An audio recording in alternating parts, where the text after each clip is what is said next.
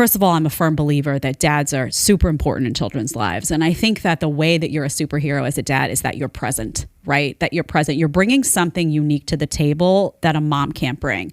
I'm a very big believer in a mom and a dad in a home and the importance of that, because women and men are fundamentally different. We each bring different things to the table, and the child learns very different lessons from each of us. Even if you look at my kid goes and plays soccer, I'm there, my husband's there. We're there together at every single soccer game for this little guy. He loves it. He looks for mom. He looks for dad. He looks at us for different things. I'm always running after him, making sure he's got his water, making sure he's not too hot, putting the hat on. Jeremy's there cheering him down. Come on, you go get that goal. It's just so different, but it's so, so important to be present. So, and I think Tate is going to change his mind about this when he becomes a dad. I think so too. And I've done when I was doing work when Pat Campbell was still alive. We used to have these conversations about like parenting, like how important a father. Usually it was like around like Father's Day, yeah, right? And because everybody hates their dad, like he was a son of a bitch. Oh, no one ever want to be like him, And it's like Father's Day is just like the message is always do better, right? That's all it comes down to.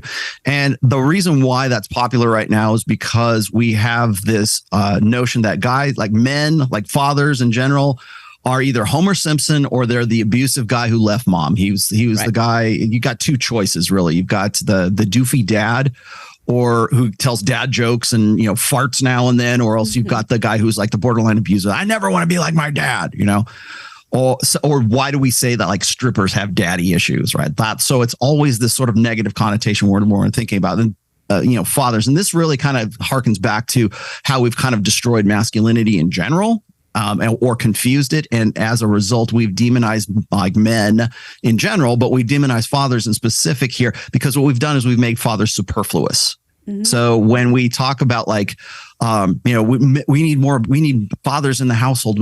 That's great, but they don't really get into specifics about it. They never want to talk. Well, he's him being there is all that's really necessary. In some cases that might be true. However, you can't tell guys to man up after generations of telling them to man down. So when we look at women, like say on Mother's Day, we think, oh, they're superheroes. They can do anything. I never needed a dad. My mom took care of it for me. She was just as much of a man. She could do anything. She's this androgynous thing. She's the best of both, of masculinity and femininity. And that's simply a false statement, because what it's meant to do is to keep, kids in single parent homes is what it's meant to do. However, when that kid is into drugs, when that kid is a criminal, when that kid gets into is suicidal, then we say, where's dad?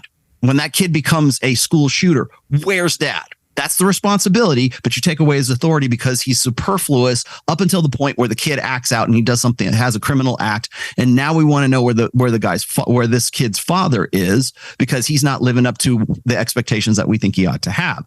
So that's one aspect of it. And I do understand that the guys need to be in the household. They need to be fathers. They need to be. And I would also argue this is there's probably a lot more fathers in the household doing a lot more than anyone wants to give them credit for now, because as I said, it's easier to create bullshit than it is to refute bullshit. And I can also show you, like say in the Black community, there are a lot more fathers that are involved with their kids right now. They're just not married to the mothers. They're still involved. They still want to have their kids. They want to have custody. They want to be involved in their kids' lives. But because they're not married, we say they're absent because they're not married to the mother. No, they're still the father. But because the criteria is based on marriage, then we say, oh, well, it's a single parent household. And statistically speaking, if that's the definition, they're correct. So doesn't necessarily mean involvement, doesn't necessarily mean marriage, but I would hope it would, because you want to have that sort of, mom is there to provide the conventional feminine model, the model on which that kid understands femininity, and masculinity. That conventional model is provided by the father that is present in that household. Now, that's what I get into in my third book, which is Positive Masculinity. I go into great detail in parenting in there, because that's one of the questions that's thrown at me. Like, when should my kids read The Rational Male, Rollo? I don't want them to fall into the same pitfalls that I did. Well, I wrote a book about that so that, guys would have something to sort of like, to go, a roadmap at the very least to go by. Now, I'm going to throw everything under the bus now. Okay, here we go. I think this is from Claire Lehman, but she was doing this dissertation. Okay. How to be a parent in 2017. Okay. Well, in modern times, make sure your child's academic, emotional, psychological, mental, spiritual, physical, nutritional, and social needs are met while being careful not to overstimulate, understimulate, improperly medicate, helicopter, or neglect them in a screen-free, processed foods-free, GMO-free, negative energy-free, plastic-free, body-positive, socially conscious, egalitarian, but also authoritative, nurturing but fostering independence, gentle but not overly permissive, pesticide-free, two-story, multilingual home, preferably in a cul-de-sac with a backyard and 1.5 siblings spaced at least 2 years apart for proper development. Also, don't forget the coconut oil. Okay. Organic. That's how you do it in that organic, Rollo. Coconut oil needs to be organic. How to be a parent. How to be a parent in literally every other generation. Feed them sometimes. Mm-hmm. That's what he's kind of coming back to. Is like we're over, in some cases we're over parenting. Mm-hmm. So you have to take that in consideration as well. Right. If you like the short clip, you can catch another one here, or you can catch the full episode right here.